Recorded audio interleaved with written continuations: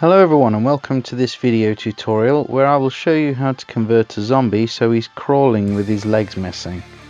The kits I've used is the old Empire militia kits, which is no longer available unfortunately, but you can use any of the current free guild kits. With that said, let's begin. Okay, so one of the first things we're going to do is remove the legs. So I want one leg shorter than the other. So I'm going to remove it at the knee and the other one at the ankle. The other one needs to be a bit shorter, so I'm going to take it off just above the knee so that I can place a bone there to look like the bone is jutting out.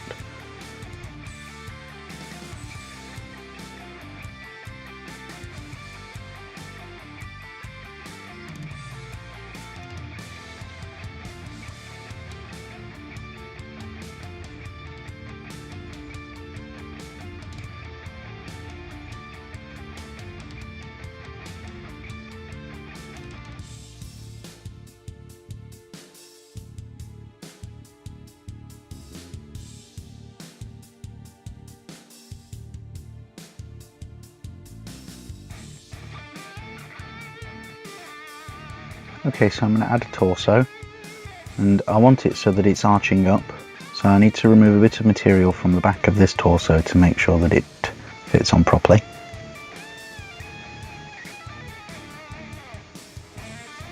Getting the desired angle, and I just need to remove a bit of material from the back because I primed these a long time ago like a fool while they were on the sprue. Not a good idea. Don't do what David did.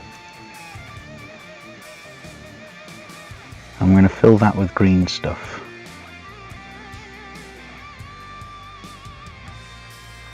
Okay, so to do the ankle joint, I'm taking one of the zombie kit hands and I'm just going to cut the bone end off and just stick it to the stump of the leg to make it look like an ankle joint.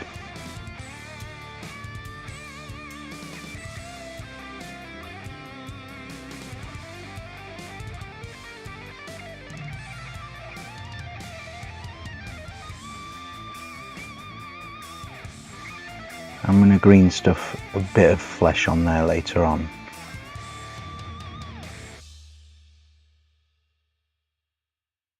Okay, as you can see I've glued on the head. That was done with super glue off camera. But with the arms I'm going to replace that hand with one from the ghoul kit, so he looks like he's holding a rock. But yours can be outstretched, it doesn't really matter.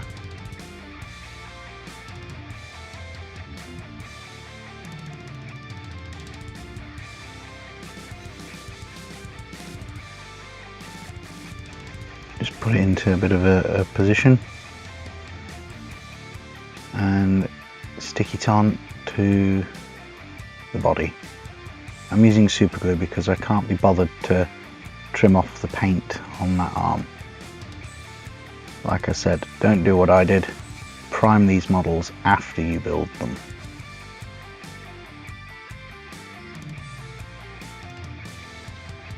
Okay, for the other hand, I'm going to cut off the hand here and replace it with one of the zombie kit hands and have it look like it's flat against the ground.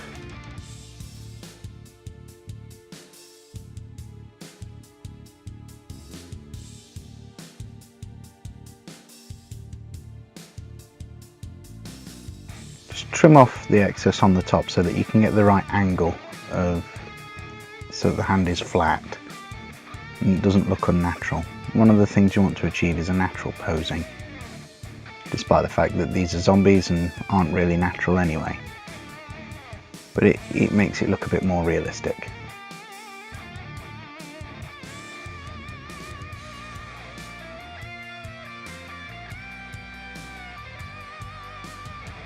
As you can see, just marry it up like that and it's ready to have some green stuff.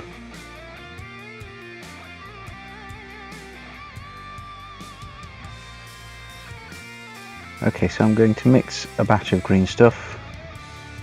You'll notice this is quite a lot of green stuff for this model. I'm actually going to be using it for other stuff as well.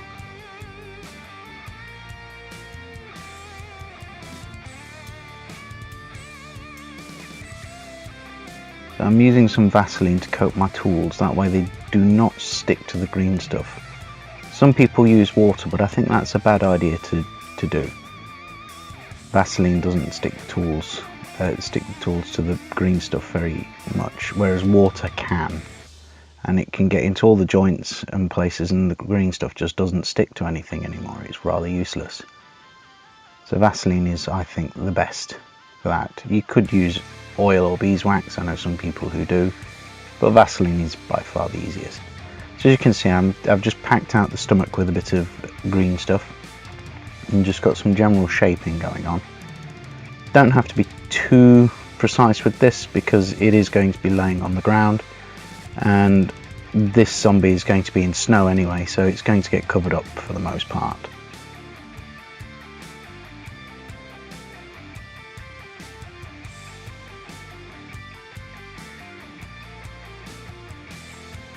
So this is a colour shaper. I got this from Hobbycraft. You can get it from the internet.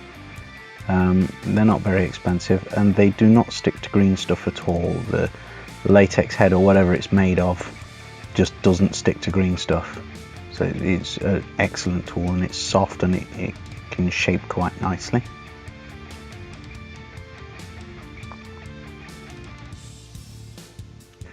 I'm just going to sculpt in the neck. So just pushing the green stuff into the void where the neck should be. As you can see, I've had to add a bit more Vaseline just to make sure that the tools do not stick. Just push it in, fill in the hole.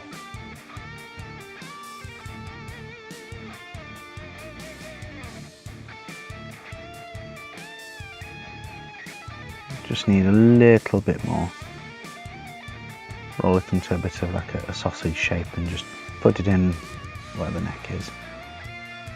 And just gently pushing it in.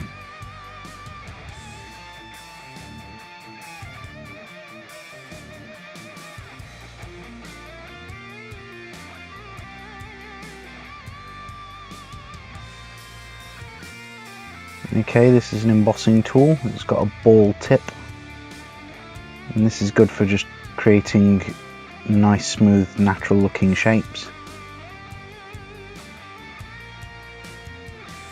And it's also very good for planishing. As you can see on the stomach there, it's smoothed out the green stuff even further.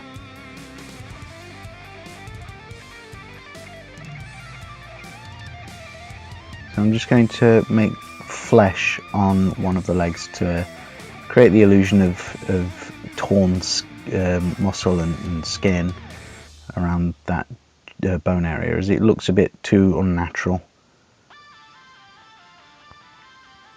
Just press the green stuff in.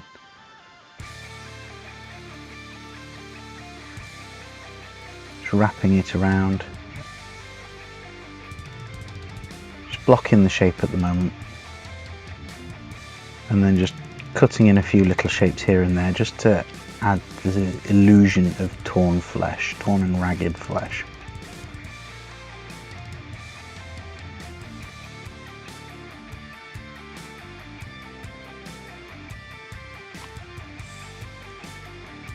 Easy.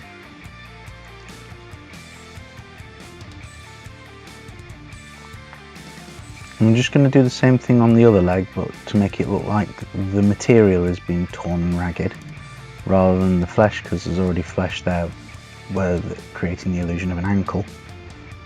So just blend that into the plastic so that it's smooth.